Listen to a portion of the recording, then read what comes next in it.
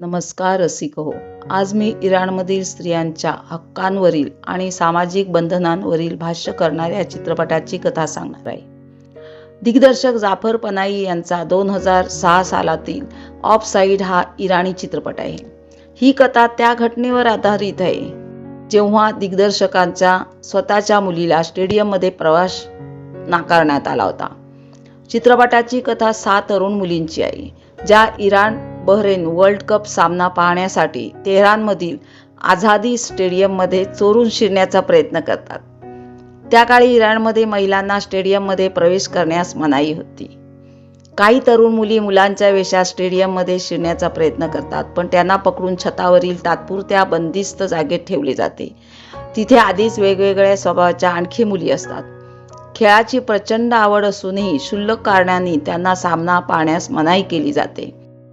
बाहेरचा जल्लोष ऐकू येत असला तरी सामना दिसत नाही आणि तो अनुभव त्यांच्यासाठी मानसिक छळासारखा ठरतो. ऑफसाइडमध्ये महिलांना स्टेडियम बाहेर अडवून ठेवणारे सैनिक स्वतःही गोंधळलेले असतात आणि आदेश पालन करणारे तरुण असतात. त्यातील एक तब्रीजचा मुलगा घरी परतण्याची स्वप्ने पाहतो.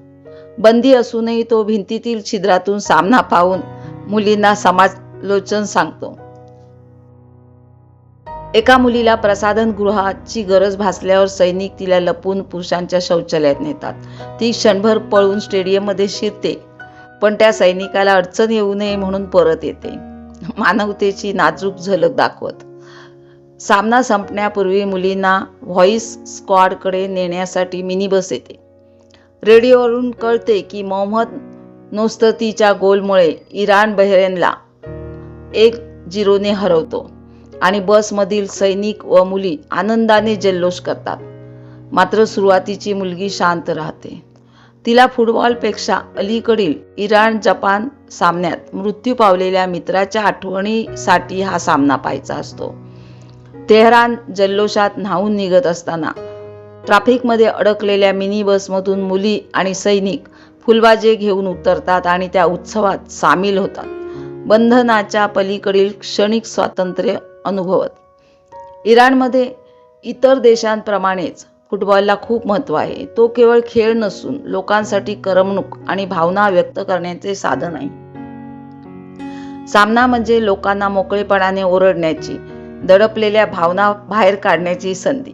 कधीकधी सामना आणि निदर्शने एकाच वेळी झाली आणि इराण जिंकला तर त्या भावना आणखी तीव्र होतात. दिग्दर्शक जाफर पनाही हे अत्यंत मानवतावादी दृष्टिकोन असलेले चित्रपट निर्माते मानले जातात. चित्रपटातील बहुतांश पात्रांची नावेही दिलेली नाहीत, कारण ते एखाद्या व्यक्तीचे नव्हे तर सर्वसामान्य माणसांचे प्रतिनिधित्व करतात.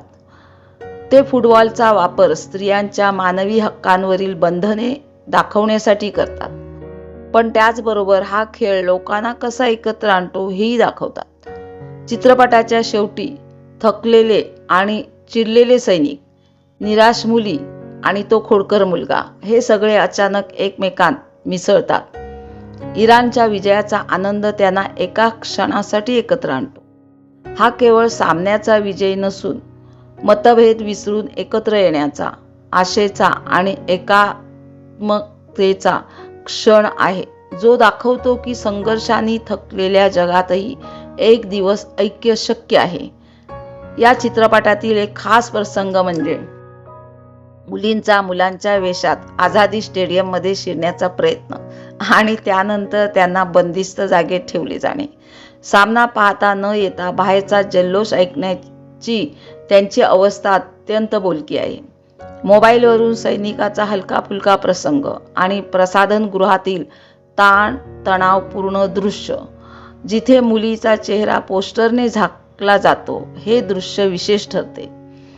दिग्दर्शक जाफर पनाही यांनी प्रत्यक्ष सामन्यादरम्यान केलेले वास्तववादी चित्रीकरण या प्रसंगांना अधिक प्रभावी बनवते. चित्रपट विनोदी आणि वास्तववादी पद्धतीने स्त्रियांच्या स्वातंत्र्याचा प्रश्न मांडतो. ऑफसाइड हा समानता आणि स्त्रियांच्या हक्कासाठीच्या संघर्षाची प्रभावी कथा आहे. आहे ना ही कहाणी मनोरंजक? तर मग लवकरच हा चित्रपट पहा आणि तुमचे विचार आम्हाला कमेंट्समध्ये नक्की कळवा. मी लवकरच पुन्हा येत आहे नवीन चित्रपटाची कथा घेऊन. धन्यवाद. नमस्कार.